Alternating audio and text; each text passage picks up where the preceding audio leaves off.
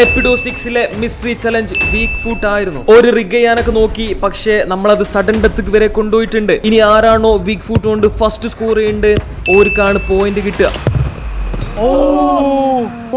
Shocking, dreadful, no quality.